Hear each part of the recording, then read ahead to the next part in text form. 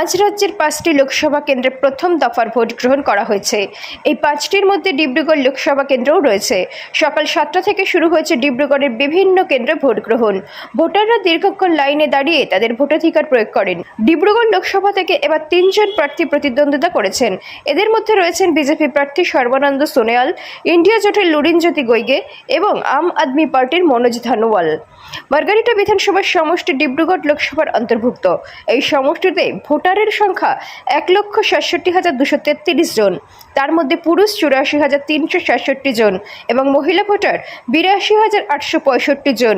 সমষ্টিতে ভোট কেন্দ্রের সংখ্যা রয়েছে 198টি। মার্গারিটার বিধায়ক ভাস্কর শর্মা এদিন সকালে পাবলিক হায়ার সেকেন্ডারি স্কুলের 140 নম্বর বুথে তার ভোটাধিকার প্রয়োগ করেন। সমগ্ৰ অসমতে আজি ফাৰ্ষ্ট পৰ্যায়ৰ ইলেকশ্যনৰ ভোটদান হৈ আছে। ৰাতিপুৱাৰ পৰা শুনিবলৈ পাইছোঁ বা দেখিবলৈ পাইছোঁ মানুহে 5টা বজাৰ পৰা লাইন কৰি পেলাই নিজৰ গণতন্ত্ৰ যিটো ভোটদান সাব্যস্ত কৰিবলৈ ইতিমধ্যে আহি ভোট কেন্দ্ৰবিলাকত উপস্থিত হৈ ভোটদান দি আছে। ময়ো এইমাত্ৰ অলপ আগতে ভোটদান দিলোঁ। ভাল লাগিছে।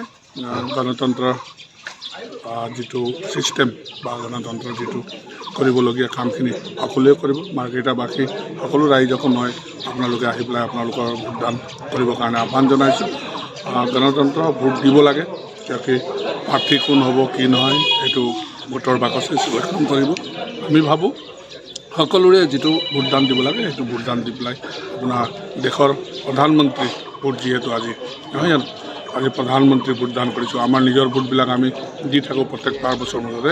আজি প্ৰধানমন্ত্ৰীক নৰেন্দ্ৰ মোদী ডাঙৰীয়াক আকৌ প্ৰধানমন্ত্ৰী কৰিবৰ কাৰণে ভোটদান হ'ব বা ৰাহুল গান্ধীক ভোটদান কৰিব। যাৰ যাৰ যি মনত ভাগ আছে, যি যেনেকুৱাকৈ ভাবি আছে মনত, গণতন্ত্ৰ বচাবৰ কাৰণে যিসকলে প্ৰয়াস কৰি আছে, চেষ্টা কৰি আছে, তেখেতৰ ভোটদান দি পেলাই আজি ভোট সাব্যস্ত কৰিবৰ কাৰণে আহ্বান জনাইছোঁ। আচলতে প্ৰথম পৰ্যায়ৰ এই যি ইলেকশ্যন 5টা লোকসভাত নিৰ্বাচন অনুষ্ঠিত হৈছে, এই 5টা নিৰ্বাচনত কেনেধৰণৰ আপোনালোকে কি ধৰণৰ চিন্তা চৰ্চা কৰি আছে?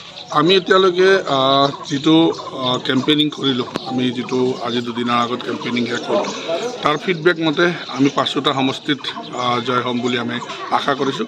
আৰু আমাৰ নেতৃত্বই বা দলীয় নেতৃত্বই হওক বা আমাৰ কেম্পেইনিং ষ্টাৰ কেম্পেইনাৰ গাঁৱলৈ কোৱা মতে আমাৰ যথেষ্ট ভাল আৰু প্ৰত্যেকটা 5টা সমষ্টিতে আমি জয় হ'ম বুলি আমি আশা কৰিছোঁ। মাৰ্গাৰিটা বিধানসভা সমষ্টিত কেনেধৰণৰ ফলাফল আশা কৰিছোঁ? এতিয়া ষ্টাৰ্ট হৈছেহে। মই ভাবোঁ প্ৰত্যেকটো বুথতে আমি জয় হ'ম। গতিকে ভাল মাৰ্জিন এটা, আগতকৈ বেছি মাৰ্জিন এটা দি পেলাই আমি জয়যুক্ত হ'ম বুলি মই ভাবিছোঁ। হয়। মার্গারিটা থেকে মিঠুন বড়ুয়া রিপোর্ট, গণ আওয়াজ।